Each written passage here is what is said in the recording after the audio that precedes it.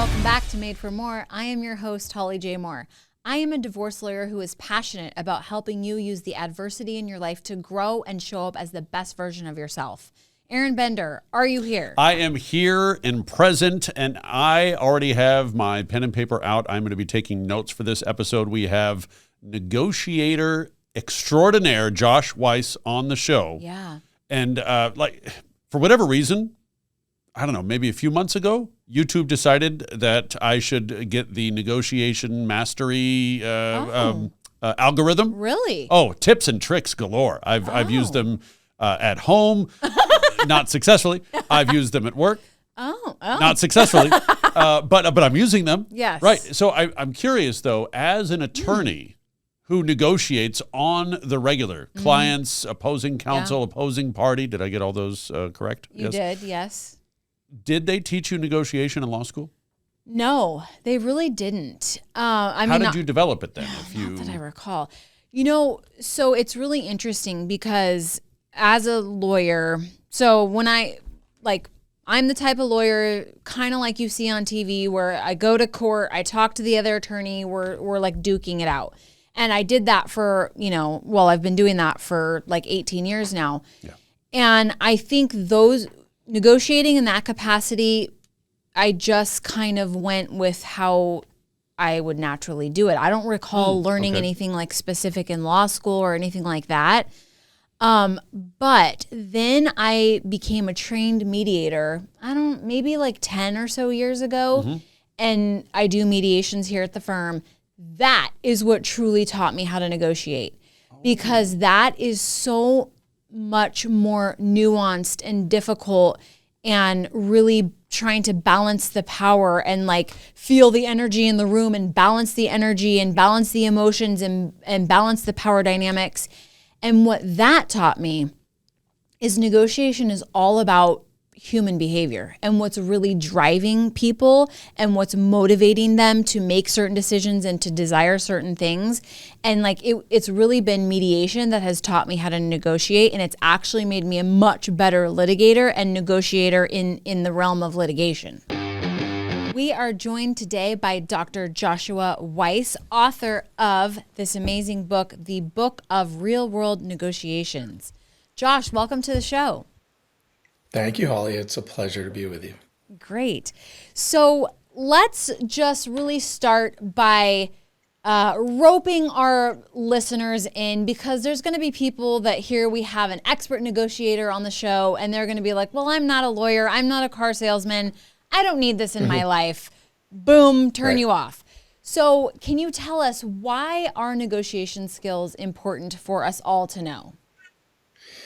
So it's a great question, Holly. And frankly, everybody negotiates all day, every day. And I think that's one of the sort of big fallacies, is exactly what you said, which is, some people are like, oh, if I'm not in sales or this, that, or the other thing, I don't need to know this. And I take a very broad view of negotiation. I think anytime folks are beginning to talk about something, there might be a bit of a disagreement, or you need to get people to follow you down a certain road around a project or whatever it might be. You're negotiating. And that also extends to, at home with your spouse or significant others, your kids, who seem to somehow be masterful negotiators, and, and the world around you. When you're dealing with companies and, buying a car or a home or things like that, like, we all need to know this stuff. And frankly, if people take the time to learn it, it will make their lives easier. There's no question in my mind that these are skills that everybody needs. And it's, in the end, in some ways, it comes down to how do you deal with people effectively. And, I run a master's program, and most of the students come in and they say, I'm really good at what I do, but I don't really know how to deal with people, especially when they disagree with me or they're difficult or things like that. So if that's you, this is relevant. Yeah, absolutely. I love that you said that, because one of the things that Aaron and I were talking about at the top of the show is I was talking about how I really believe, I'm a divorce lawyer by trade. The podcast is my side hustle. And so I've done a little bit of negotiating, and what I have grown to understand and believe is it's really about understanding people, and it's really about understanding human behavior and what drives people. Would you agree with that statement? Yeah, when it comes to training and teaching people about negotiation, I spend so much more of my time focused on them. People always want to talk about the other. And I'm like, Yeah. actually, the problems in negotiation, many of them are how you are looking at the situation and the challenge in front of you. One of my colleagues who I've worked with for a long time, a guy named William Ury, wrote a book, very famous book called Getting to Yes, that most people who've gone to law school or business school have read. Yes. But a few years ago, he wrote another book called Getting to Yes with Yourself. Oh, And it was really about turning the mirror in on you as a negotiator. And, he talked about the fact that the most difficult person in many negotiations is not the other side. It's you. It's the biases you bring to the table. It's your mindset and things along those lines. So absolutely. And in fact, one of the things that you mentioned is really the key, which is that people in negotiation have these underlying motivations. We call them underlying interests. And the goal of a negotiation is to really figure out what are those things that are really driving somebody? What's their motivation? What are the silent movers behind the things that they're telling you sort of more openly? And right. it's a bit like being an investigative journalist in one sense, that you've got to uncover what is it that's really going on? When we see a headline in a story, right? When a story breaks, it's like, this is what's happening. And then as the story unfolds, we get a more clear picture of what really went on. And I think that's actually analogous to negotiation, where Yes. people will start by saying, this is what I need or want. But then if you can get into why those things are so critical and what else do you need, that's how you move from just a reasonable deal to something really good and maybe Right. even great, because you're understanding what's important to people. We talk about value in negotiation. Value is all the things that matter to you. They're not just money. It's, if I asked you, why do you do this podcast, right? It's probably not the money. True. It's It's because you not. like doing it. It's right. You talk to Let's hope it's people not who the are, money because, we should probably yeah, stop you it talk right to now. people, right. You talk to people who, you might find interesting. You want to delve into subjects, things like that. That's what happens in negotiation, is that there's all these things. And negotiation is also, one really important thing for most people to understand is you're always working with incomplete information in negotiation. So when you and I sit down, I know certain things and you know other things. And part of the challenge is, do we trust each other enough, or can we begin to build a level of trust where we share some of those things that are really important? Because if we do, right, then we are, as I said, negotiating much more effectively than the average person. We're not digging in, we're not taking positions and doing the take it or leave it kind of thing. Yeah. So something that I have found, and I'm interested to know if this is also your experience and your understanding as an expert in negotiation, is people rarely tell you, and it could be for multiple reasons. It's not necessarily because they're hiding it, but they rarely tell you what they really want. Have you found that to be true? Just for example, like in custody negotiations, it's like, well, I Yeah. want the kids, on this and that day. Well, it's not that they really Yeah. want the kids because it's Tuesday and Wednesday. It's because there's this whole other thing going on, but they don't necessarily say it. And it's not necessarily because Yeah. they're lying. It's like they really haven't connected those dots for themselves, or they don't know how to articulate what their true desire, their true driving force is. Yeah. Is that your experience as well? Very much so. And in fact, I would add another element to this, which is that people, often think that it might make them look bad if they were to say something like that. Yes. That maybe there's something else going on and they don't want to reveal that. Or, Right. what I find a lot of times, particularly in business negotiations, is that there's a lot of times people don't know what to do or how to do something different. And so they'll just say no instead Yeah. of Because saying, that's well, very I'm not safe. 100%. It's very safe, exactly. Yes. And so instead of doing, and so that's exactly right, that the challenge is figuring out what's really going on here. And I think when you can get there, and this is where relationships become important. Trust and relationships become the lifeblood of negotiation. So we often talk to people about, there are kind of two models of negotiation. There's what we would call the positional approach, and then the interest-based approach. And the book that you have there on your counter really follows the interest-based approach. And the interest-based approach is much more relevant when you're going to be negotiating with the same people or companies or organizations over and over again. right? If you're engaged in a Yes. one-off negotiation, you're never going to see this person again, then the relationship doesn't matter. And so we can do things a little differently. But when I do these trainings and advise companies and businesses, and I say to them, how many of your negotiations fall into the category of negotiating with the same people over and over again versus the one-offs, right? It's usually at least 85 to 90% in the over and over negotiations, same people, same company, Right. and 10 to 15% in the one-off. So, one of the mistakes that a lot of people make is they see the other as an adversary, right? And that I'm going to try to beat them. Well, that doesn't serve your purposes, right?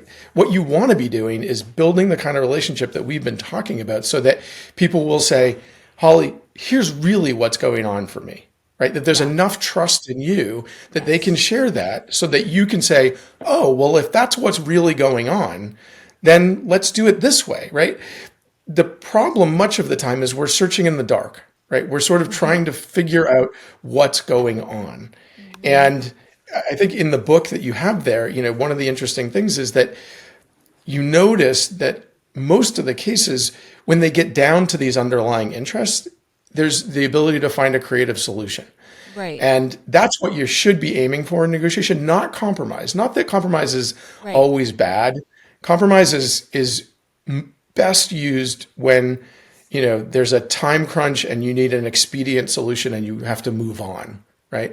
But if you have some time and you really want to find not just a reasonable deal or a good deal, but the best deal possible, you have to take this other way of doing it. And when you do it once, you're going to go, oh, now I get it. Right. Yeah. And I want to point out something that your book says, again, to really drive the point home to anybody listening, how useful negotiation skills can be. Because in your book, you talk about negotiation is one of the key tools that we have at our disposal to solve our conflicts. And I think that's so key because, a lot of the people watching, like, they can relate to conflicts in a marriage, in relationships, at work with a coworker, with your kids. I mean, I know Aaron has a burning question about kids, but we'll get to that a little bit later. But it really is. But again, when, I see this happen all the time because I deal a lot in relationships and troublesome relationships as a divorce attorney. And it's like, so much of what you said is absolutely true in terms of like, we're kind of just searching in the dark. Husband and wife are fighting about something, two partners are fighting about something. And it's like, you're hearing one thing and it's like, I'm so mad that you, left the toilet seat up or whatever the case may be, but it's really, it's really something else. It's really so much deeper. And so I really think this interest-based approach is really interesting and also extremely useful for us in our everyday lives. Yeah, absolutely. So, okay, so now that we've hooked everybody in and everybody's just going to be hanging on every word, All right. how do we do it? What do we do? Well, look, I think we do a lot of the things that we've been talking about. And to me, we use the skills of negotiation for three things, really. One is to create a deal, right? So there's business relationships, things along those lines. The second is to actually build relationships so that we can engage, partnerships and different kinds of things like that. And the third is to deal with conflict as it arises. And that's the other interesting thing about conflict is that people tend to run very far from conflict. And I teach a lot of classes related to reframing conflict, thinking about conflict differently. And the reality is that conflict is a natural part of the decision-making process. You and I are different. Like everybody on the planet is slightly different. We see different worlds. We have different perspectives. We come at problems differently, right? So conflict is inevitable. Right. And the question is, if, what makes it positive or negative is how we handle it. The problem is that the vast majority of people have no knowledge or no skills in how to handle it, right? So they just do what instinctually they think they should do, which is protect, which is to never reveal anything, etc. And as a result, you can't solve conflicts that way. Right. So when people begin to learn and say, okay, and what I try to help people to understand is, look, conflict's going to happen. Conflicts serve a purpose because they actually are bringing a problem to the surface. They're saying something's not working here, right? So we don't have to be afraid of that, right? Right. So what we do is we sort of say, okay, we've got a conflict. What's going on here? What isn't working and why not? Right. And the challenge is that most people say to me, look, if we could just remove emotions from dealing with all of these things, they would be much easier. And I say, absolutely. And you cannot. Right. Yeah. It's Good luck not with that. possible right. Because human beings are not robots. We are logical and emotional creatures. If I said to you, let's remove logic from this conversation, you'd be like, okay, this guy's an idiot. Why is he on my show? Right. It's the same thing with emotions. Like you cannot take emotions out. They're always going to be there, whether they're expressed or not, they're there. Right. So if you're afraid and you don't say anything, I know something's wrong, but then I have to engage in guesswork to say, I wonder what's wrong with Holly. Right. As opposed to you saying, listen, you know what? I'm worried that we're not going to be able to do this the way that we need to, or I'm concerned about my own ability to get this done, given all the other things we have. Whatever it is, we have to demystify it a little bit. There's a great book that was written by a couple of my colleagues, Roger Fisher and Dan Shapiro, called Beyond Reason, where they take this notion on about emotions and they say, look, if you try to suppress your emotions, push them aside, that's actually going to make it worse. And we've all been in scenarios with people, right, where you can tell there's something wrong. Like most people wear their emotions on their sleeves, right? Yes. So the challenge that we have is getting people to to share that without blowing the process up, right? When I say to people emotions and conflict, what they immediately think about is someone's going to get really angry, slam their fist on the table and walk out. Yeah. Right? I'm like, that's one way that you can express your emotions, but that's not the way that you need to. And the way you need to is with some control, with some emotional intelligence, right? To be able to say to someone, look, I got to tell you, like, I'm kind of frustrated with how this is going. I'm going to stay with it because it's important to me, but you need to understand that I'm definitely frustrated. Well, okay, that gives me an opening to say, wow, okay, I didn't realize that. So tell me, what are you frustrated about? Like, what is it that we're talking about that's frustrated you? Did you come in with expectations that were unrealistic or very different than mine about what we could achieve or what, right? So, when these happen, we need more communication, not less. And usually what happens is that people stop talking, right? They pull back. One of my favorite sayings about conflict is, unlike wine, conflict does not age well. That's very true. And, yeah. right? The longer you leave a conflict, the harder it gets. The more issues get rolled in. You get camps forming. We go from one problem that might have been at the heart of this to a bunch of other problems that people keep lopping into the, into the fray kind of thing. Yeah. So the challenge is that most people just don't know that there's another way to do this. Wow. Which is what I'm trying to do in life. Yes. So, okay. How do we, all of this resonates a lot. Just, again, I negotiate professionally all the time, but I'm really thinking about it more in terms of a personal capacity. So how do we get, because we can only control ourselves. So let's just, again, use the example of like a romantic relationship, a marriage, okay. There's conflict that happens.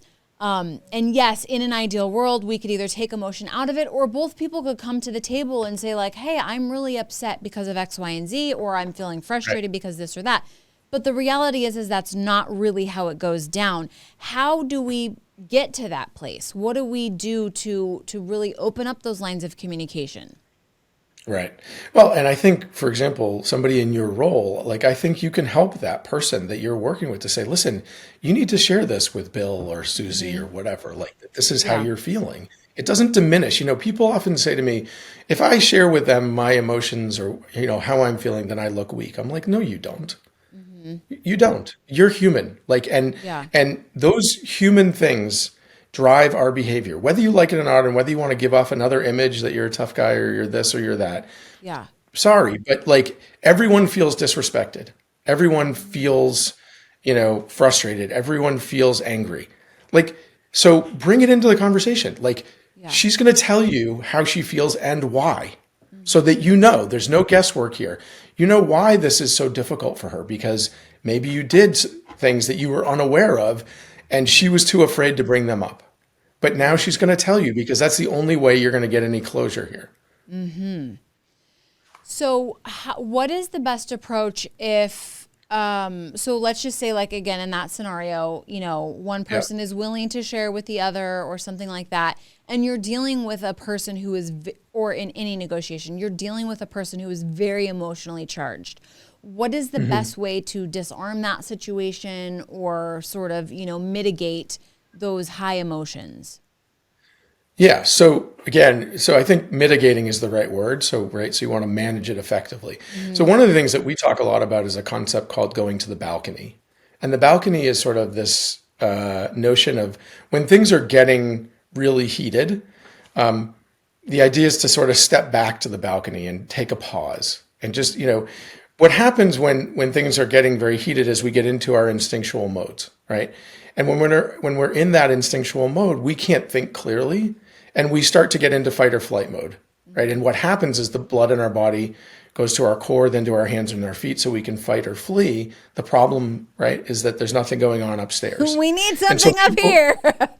absolutely, right? Yeah. So what we need to do is we need to, even 10 or 15 seconds of somebody stepping back and pausing and just saying, you know what, I just need to take a second and think about where we're going, or I need to get a coffee and just take a breath. It's one of the most useful things. And one of the great things about negotiation and conflict from my point of view is there are no rules. So like, there's no rule that says I can't say, you know what, I need to take a break, or you know what, we should take a break because I think you need to think about where you want to take this. Like, we're going off the rails here. And sometimes you have to name what's going on too. If things are getting very destructive, say, look at, this is not serving anyone's purposes. Like we came in here with an objective and neither one of us are getting any closer to that. So let's pause and get a coffee or whatever, take a bio break, and then let's come back.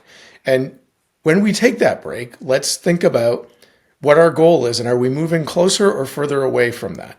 Right. And I think that's the role of a third party or others that can kind of help to guide that behavior if folks aren't aware of that.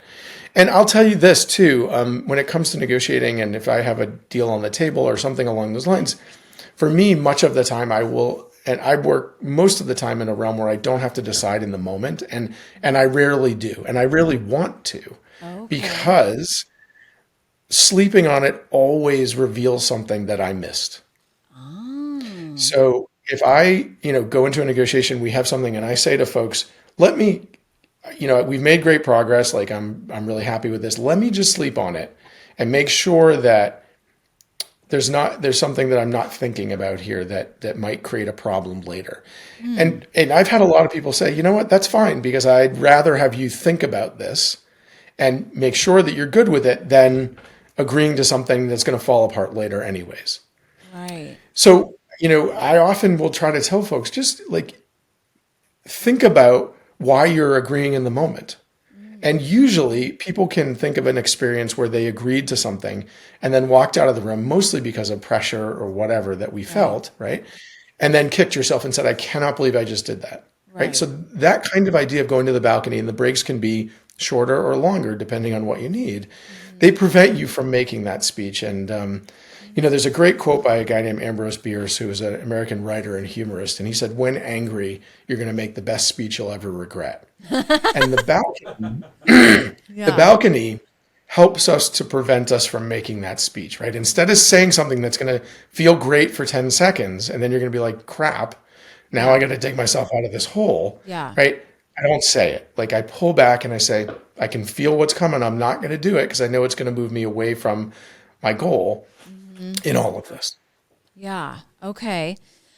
Do you think that all deals made are a win-win, or have you had some negotiations where it was like, oh, there was definitely like a winner and a loser in that?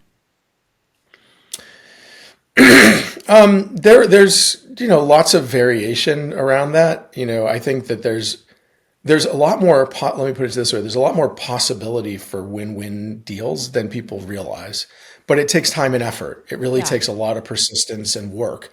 When I say to people, they'll say, well, I tried to negotiate and we tried to find a mutually agreeable solution and we didn't. And I said, well, what did you do? They said, they made a proposal and I didn't like it, so I made a proposal. They didn't like it, and so we realized that was it. And I'm like, You didn't negotiate. Like, Right. sit at the table, stay there. Don't go anywhere until you really figure something out. Look, the nature of the world is that we have win-lose agreements. But a lot of the times win-lose agreements really don't help you much because the world has shrunk. It's a small place. And I often tell people, be very careful about your reputation, because if you start doing things that's going to put that in jeopardy, it's not worth it, no matter how much gain you're going to get in the short term. And in the book, I talk about the importance of obviously meeting your short-term goal, but not at the expense of the long-term relationship. And it's really important that people get that, because your negotiations should get easier with people over time because you're able to share information. You're able to talk about the things that are really important, right? If you and I have known each other and we've worked through a couple of deals, I can call you and be like, Holly, like, here's what's going on. Is there any way that you can help me with that? I can't do that if I don't know you and I don't trust you. Right. So I think, and I don't always talk about win-win because I don't think the world works that way. But what I do talk about is mutual gain, right? Which is you and I are here. We have a desire to get to there, right? Can we do better than where we are? We may not get everything, but one of the important things that people need to do as they prepare for a negotiation or dealing with a conflict or whatever is say to themselves, what is the critical thing that I need to get out of this? And when it comes to that, you can never compromise that. You can find creative ways to meet that need, but if you compromise on the thing that's ultimately your objective, you will regret it. And this is why I don't like compromise as a primary tool, because people rush to it very quickly. Yeah. When they get stuck, they go, well, let's just split the difference and move on. It's like, no, wait, you don't even know what's going on here. And if there is a creative solution, so slow down. Like, where are you going? Why are we rushing through this in a way that is really not productive and isn't going to meet your interests as best as possible? Yeah. Why is it that kids tend to be amazing negotiators? I think early on, kids, when they emerge, and I have 3 daughters, so I went through this phase. I think when they emerge from the twos, and it's funny because people often talk about the terrible twos. I never thought the terrible twos were so terrible, because what I was witnessing was my kid becoming human.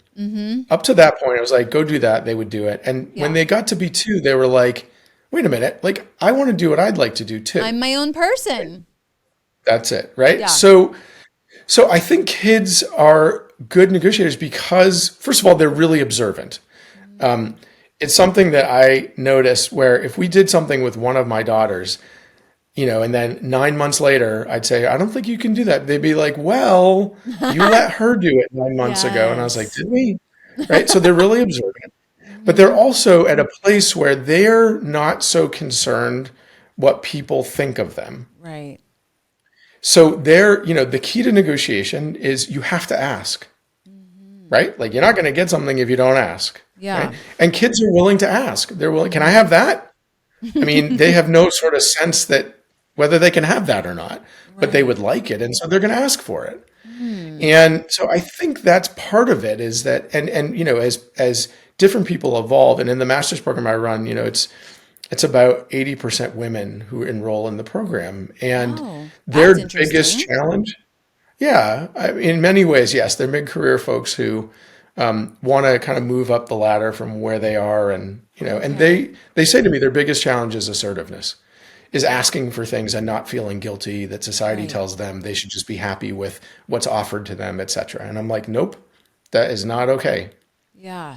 And so I think with kids, like, they get that. They're like, I'm going to ask for it. Like, and they don't know, they don't know these downsides or reputational issues or things like that. Because people say, oh, it's just a kid asking for whatever, right? So I think there's some interesting little lessons in there from kids about this, that it's really important. When I started in this world, I tended to be more accommodating. And I realized that I'm like, this isn't much fun. Like, yes, I'm preserving relationships, but like, I'm never getting anything that I need. And so I learned that I needed to ask, and I wasn't going to be shy about it. And I wasn't, there's a difference between assertiveness and aggressiveness, right? And the useful way for your listeners to understand this, and it's a very important distinction. Right? Assertiveness is standing on your own 2 feet. aggressiveness is standing on someone else's toes. And if you're aggressive, you're not going to get what you need. You might in the short term, but there will be lots of repercussions and other kinds of things. Right. If you're assertiveness, you're standing there saying, in order for me to be satisfied with this process, this is what I need to have. Now, Right. we can think about how to get there creatively, but I can't move off of that because just like you are entitled to what you want, so am I. Yeah. Interesting. So this question is on behalf of Aaron. He would like some tips on how we can, well, the question is, how can we stop the kids from negotiating for more device time? How old are your kids, Josh?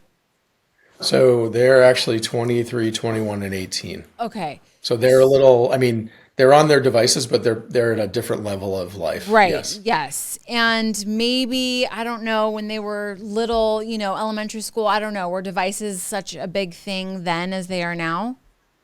They began to be. When my Yeah. youngest daughter was about 10, 11, they were, she was asking for a phone, and we didn't get them phones until they were 14, Okay. when they Yeah. had gone off to school and things like that. Right. Look, I think it's perfectly reasonable to say, here's your device time. Like, here's the amount of time you get on this, and then we're going to do other things. We're going to read a book. We're going to, one of the things that we did with our kids, because I actually, grew up playing a lot of sports, and I'm a bit of a sports fan, and I like being out doing things, et cetera, was we got them out and we got Yeah. them doing things. And so all our kids played, 3 sports, and they were, doing all of that as well as taking music lessons and whatever, right? But Right. I think it's incumbent on parents to sort of not just leave kids to their own devices, but get them engaged. And so when our kids were practicing and playing games and whatever, they didn't have time to be on their phones. Right. And What you know, I'm and- hearing, and so- Josh, is this really isn't a negotiation. Aaron, like, come on, put your big boy pants on. You get 30 minutes on a device, and then that's it. Well, yeah, I mean, in some ways, yes. But the thing is that I think what parents owe their kids is structure and some discipline. So this is what we do. Like, Yeah. we have dinner every night between this and this, and if you don't want to eat it, that's okay. You can go, and we won't be having dinner tonight. It's not mean. It's Right. creating structure because kids need that. Yeah. If they don't have it, then it's just chaos. Right. Right. So, and I would always take the time to talk to my kids about why they couldn't do something. Right. A lot of people say to their kid, "You can't do that," and they say, "Why?" And I say, "Because I'm your father." No, like that's a cop out. Like, don't do that as a parent. Yeah. Because all that reinforces is I'm just going to use my authority whenever I feel like it. Right. And the reason I say this is and the approach to parenting that I took is definitely more time consuming. It's more challenging. But I will tell you that, like, me and my kids are very close. Like, when they have a problem or a challenge, they come to me and talk to me. They don't hide it. Yeah. And they had friends whose parents would say, "Because I'm your father and I said so." And those kids were the ones that were off doing all kinds of things that they shouldn't have been doing. Right. So create the trust with your kids, build trust with your kids over time, and explain. I remember one time my daughter, they got snowed out of school one day, and it cleared and they plowed the roads and whatever, but it was still kind of dicey. And her friends, one of the mothers was going to take her and some of her friends to the mall. And I said, "You know what, honey, you're not going to go to the mall today." And she's like, "Why? All my friends are going." And I said, "Well, that's their parents' choice, and that's okay. But," I said, "honestly, like, the roads are really still bad, and I'm worried about your safety." Yeah. And the minute I told her that I was worried about her safety, she goes, "Well, how am I going to argue with that?" And I said, Yeah. "I don't know. Right. You're not going to, because I love you and I don't want you to get hurt." So, and there are people I had relatives who would look at me and be like, "What are you doing?" I'm like, "What do you mean?" They're like, why are you talking to them that way?" I'm like, "Because I want them to understand that, like, I'm not just telling them this for no reason. Right. Like, it's because I care. It's because I love you. It's because I'm worried that you might get hurt." Now, you have to give your kids a leash and a rope and, and to do the things and to grow. Like, I was absolutely not always there trying to catch them because Right. I didn't want to do that. I failed a lot as a kid, and I think it's really important that you let your kids fail. Yep. and that they have to struggle with the challenges that are in front of them. But what you owe them, and I think if you look at books like Good to Great by Jim Collins, he talks about the best organizations have discipline and they have structure, and then within that, people can thrive, Right. right? Why would kids be any different? Your home is an organization, if you will, right? Yeah. You're raising kids, you're growing, you're Yes. doing lots of things. So use the same principles, right? Are you Yeah. asking kids, one of the principles he talks about is, are the right people on the bus, and are they in the right In seats? the right Sometimes you seats. ask your kids to do things and they're not in the right seats. You're asking them to do something that maybe they're not really comfortable doing or capable of doing. And so maybe you need to think, should I do this differently? Like, I don't want to make it too businessy, but Yeah. I think some of those principles make good sense, in Right. terms of how you parent. And there's no manual, right? I mean, there just isn't. And Oh, frankly, we know I that. often, yeah, and I hesitate to give people advice about raising their kids because in general, like what worked with my three girls was very different, Yeah. like they're different people. And so I had to take a different tact and I had to think about what's the message I want to deliver to this child versus another child Do while being you consistent. think being an expert in negotiation, do you think that informed your parenting style?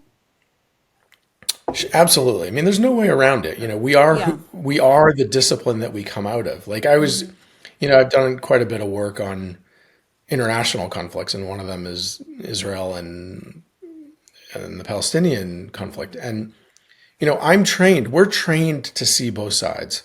We're trained to work and to try to figure out how do we help parties get to a solution, to Right. some way forward that's better than what's happening. Right. And so somebody said to me, yeah, I get your professional perspective, but what's your personal perspective? And I said, As if you could this is separate my it. perspective. Yeah. Yeah. And I will say that in many ways, I feel like I'm swimming upstream a lot because we live in a world where everybody wants a black and white answer. Yeah. You're either for this or against it. I'm like, actually, no, like I see the world in shades of gray. Right. And it's much harder to live like that, but it's also much more honest for me to Right. say, these people have a truth and these people have a truth. Like that's how it works. Yeah. In conflicts, people always believe that their story of what they're telling themselves. Like I mean, Holly, you deal with this in divorce, right? Each side has a story that they tell themselves Right. about what transpired. Yes. And they And believe it it can be so very, wholeheartedly. yeah. Yeah. And countries and peoples are the same way. Yeah. And so we have to sort of embrace the complexity of these kinds of problems. One of my favorite quotes is from a guy named Nietzsche who said that for every complex problem, there's a simple answer that's wrong. And Oh. and I love it and it's fascinating. And he's exactly right. Because if you look around at our society, the kinds of problems, the kind of solutions that we're applying to the kinds of problems in front of us are absurd. They're so simple, they will never solve the problem.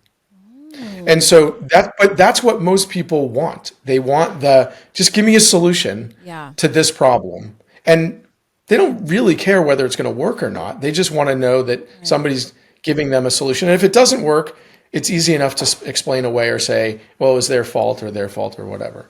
Right. Yeah.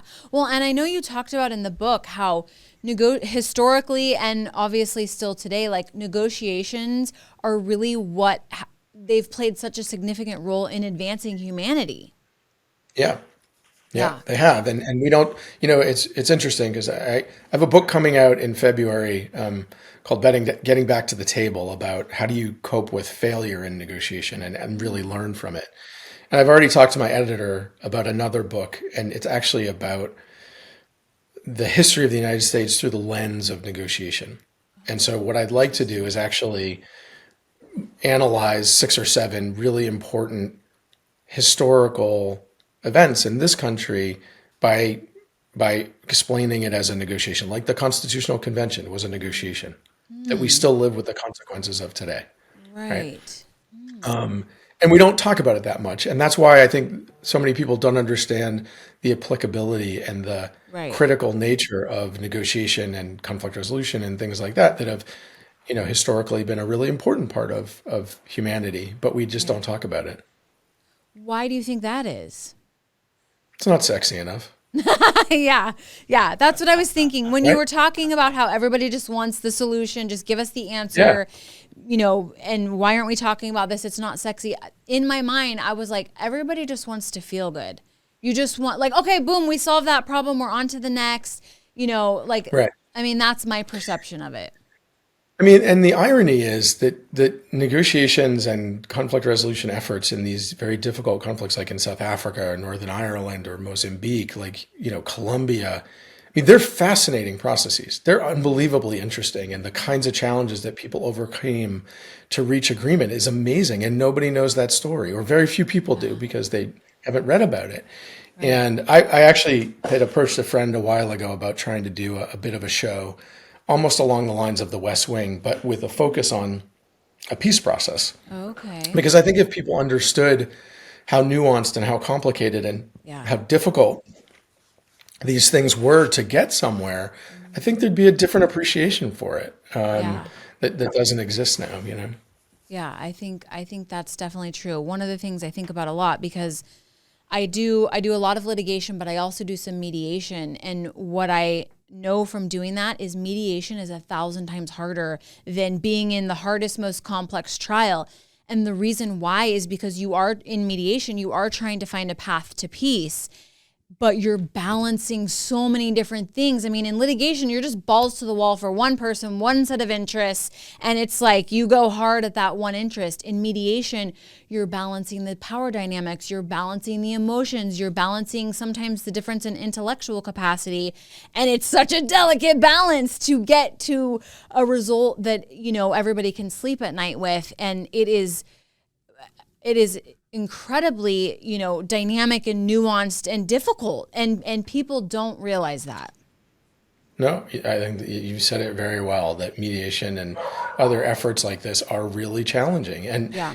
most people, they're not built for this. Human beings, you could argue, like, it's not a natural state of affairs for us to sit down and have to work through something really difficult. Like our hunter-gatherer days and all that Right. was about survival, right? And Yeah. about the instinct. And that's not our instinct to sit down. It's much harder to sit there and hear people tell you that you're difficult and you're challenging and whatever it might be, right? Right. Than it is to just, use violence. Right. Yeah. Just punch them. Yeah. Yeah. Right. Yeah. And I think that's the problem with all of this, is that it's such an interesting world. I love what I do. And yet, and when I talk to people about it, they're interested. But the problem is, there's so many people who have just never heard of this and never thought about it. Right. And I think that's the challenge that we have in front of us, is to kind of try to keep getting this message out there that there are different ways of doing this. I think that's the other part of this that I've come to understand, is when I do trainings with companies, people will come up to me and say, I had no idea there was another way to negotiate other than, being manipulative and win-lose in my orientation. And the fact that there's this whole nother way of doing things is amazing. Like, I had no clue. Yeah. And they're not alone. Like, a lot of people say that to me.